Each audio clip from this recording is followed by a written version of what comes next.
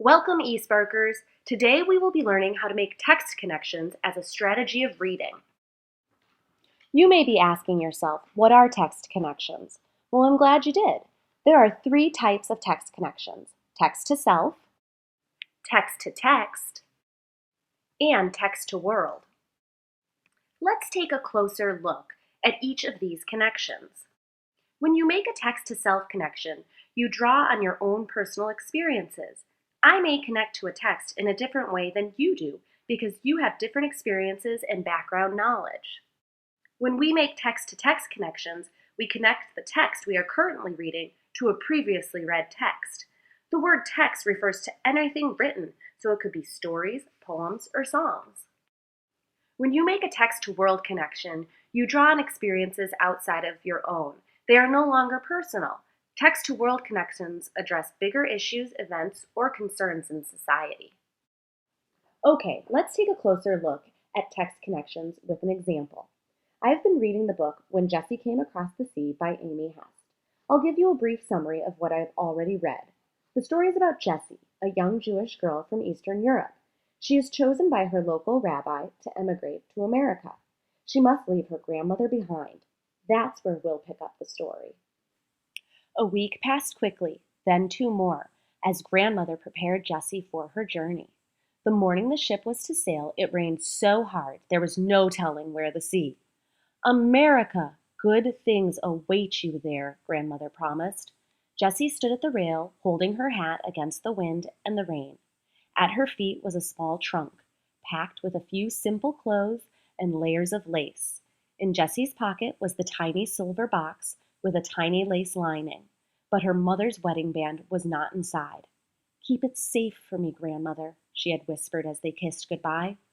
"Grandmother," she called, but the boat slipped away from the dock, then into the channel and on toward the sea.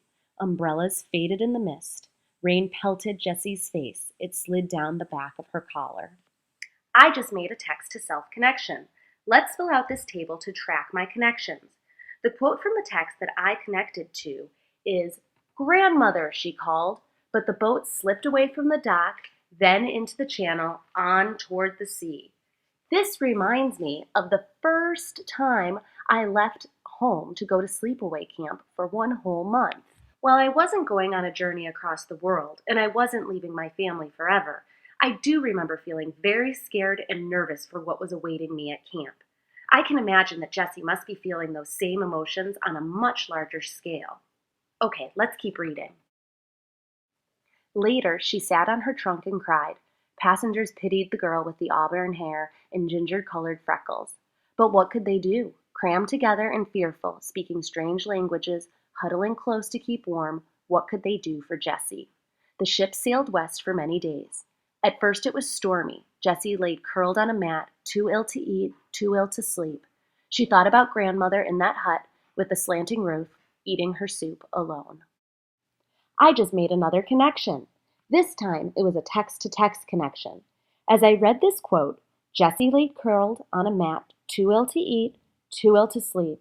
She thought about grandmother in the hut with the slanting roof, eating her soup alone. I was reminded of the book Dreaming of America, an Ellis Island story by Eve Bunting. This story is also about a young girl that emigrates to America. She's going to America to meet her parents who are already there. When I think about these two stories together, I see a common theme between the two. People go to America or new places for a better life. Okay, let's keep reading.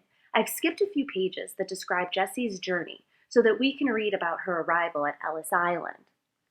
On a fine fall day, they sailed past the Statue of Liberty. America!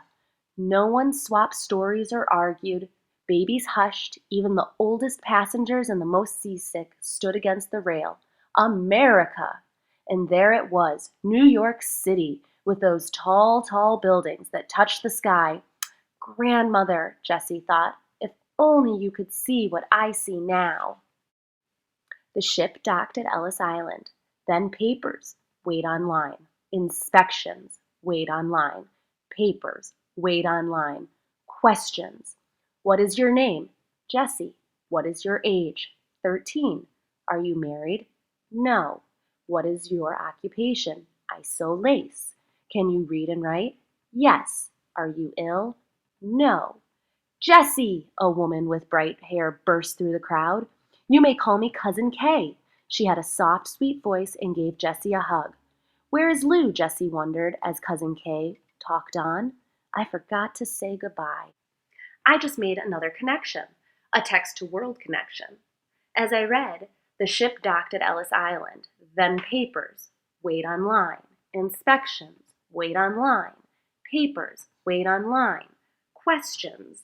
I thought about the many challenges the immigrants faced and the fear they must have felt at possibly being turned away and sent back to their own countries. This got me thinking about all of the recent immigration news in the United States. While people emigrated to Ellis Island many years ago, I imagine that some of the same challenges and fears are still present today for those wishing to emigrate to America. So let's take a look at all of the connections we made and how they help us to better understand a text. Remember, we talked about how text-to-self connections provide us with a better understanding of the thoughts, feelings, and emotions of characters. Text-to-text connections help me to understand the overall theme of a story and the author's purpose for writing the text. And text-to-world connections help me to better relate to events that are occurring in the story. So, while you're reading, remember to keep an eye out for text connections.